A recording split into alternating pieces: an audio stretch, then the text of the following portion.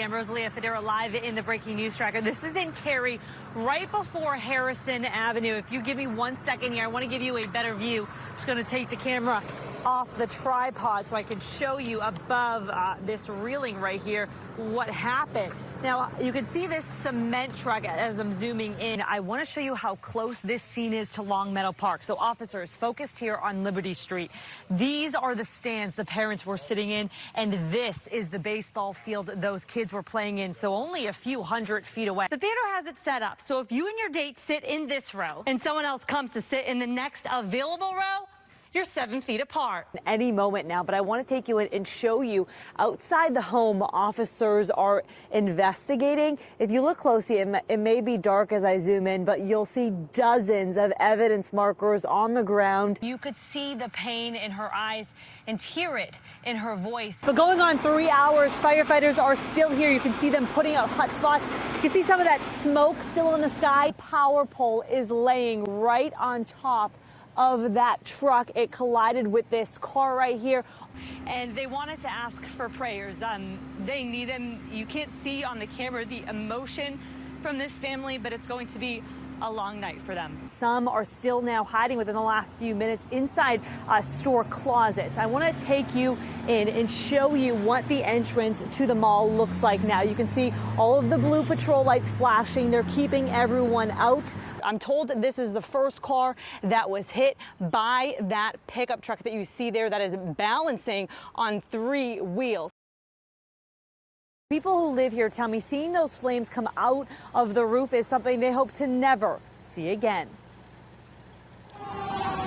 All we hear was people knocking on the doors, screaming, fire, fire, we gotta leave, we gotta leave. Neighbors warning other neighbors about the flames tearing through their apartment complex. And you could look up to the sky and you saw the flame. It was on the 3rd floor. When you see those flames, all you think is everything's gonna be gone. This person who lives here did not want to be identified, but told me they just grabbed what they could and ran. You got no time to do anything, not even to think clearly, so all we did was run. The Raleigh Fire Department says the fire started here on the 3rd floor. 15 people are displaced, 11 apartments damaged in some way. But thankfully, no one was injured. You can replace stuff, but people, things like that, irreplaceable. There have been fires in the past at this complex. People that live here tell me they're worried the apartments are old and they want a full investigation. For the fire department to investigate not only this incident, but incidents in this complex, because we hear the fire department come very often. Everyone I've talked to that lives around here, they tell me this is surprising, devastating, and odd for what they say is a quiet community. Never seen anything like this, and it's kind of actually shocking. Police tape blocked the entrance, and their patrol cars lined the street for hours. Well, they just cruise through usually, but nothing like this. It happened around 4. Police got a call for gunshots. Gunshots Missy Ingalls heard. I was out in the yard picking up sticks, and I heard multiple gunshots, what I thought was gunshots, but then I thought I must have been mistaken. Officers found a man dead near the community pool. You have to have a key to get in, so it's not like anyone can come in and get in, so it's only residents that live here, and it's very, nothing happens in the pool. You can see the taped off area in this Sky 5 video. Neighbors are left asking why. If it's intentional, if it's robbery, that, we walk the children here, so I'm even worried about that. Really distressed to hear that someone lost their life, and I hope that whoever did it is caught soon. The last update that we got is that police are still working to identify the victim. They couldn't see because of the sun and the rain. It was pouring, raining, and the sun was coming out. The sun in the water, it was taking out our sight. The sun, rain, and wet roads led to brake lights, and then this, a chain reaction crash involving 30 cars on I-540 in North Raleigh. But everybody started slamming on their brakes, and the guy ahead of me slammed on his, I slammed on mine. Whoever was behind me drove off on the side of the road. Wake County EMS says 9 people were taken to the hospital with minor injuries. Another 13 were checked out on scene. Saul Garcia was in an 18-wheeler. He told the driver to pull off into the ditch as they approached all the brake lights. Yeah, we would have crashed. Sean Scott's car was sideswiped, and he's thankful no one was seriously hurt. It could have been a lot worse. You see everybody either in the ditches or into the median, and a lot more damage to their motor vehicles. So blessed, needless to say.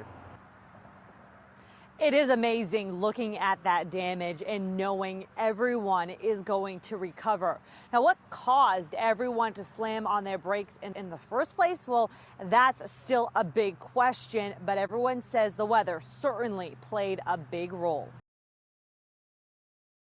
I'm a normal guy in decent health, and I'm still struggling. A healthy guy in his 30s, but still found himself here in the ER battling COVID-19. I remember saying to myself, what have I gotten myself into? And that's when it kind of really hit me. His symptoms started last Monday after Thanksgiving, loss of taste and smell, and by the weekend, he knew it was getting worse. They kind of had to get me out of my clothes, put ice packs all around me. It was pretty rough, 12 hours. John Paragoy and his wife say they took all the precautions, but they both still contracted the virus. The CDC is now recommending people wear masks inside when they're not at home. Stuck in his bed at home, Paragoy couldn't agree more. Yeah, all mask, all the time. After being in the hospital for 3 days, he says he's feeling better. He didn't post the video on Twitter hoping for media attention, but to get across the message. Whether you're going to the grocery store, you're getting gas at a gas station, you're bumping into somebody who's going to carry that, and it's going to ruin somebody else's life. The more than 14.1 million coronavirus infections and 275,000 deaths since February in the U.S., those are more than numbers. They're people. Rosalia Fodera, WRAL News.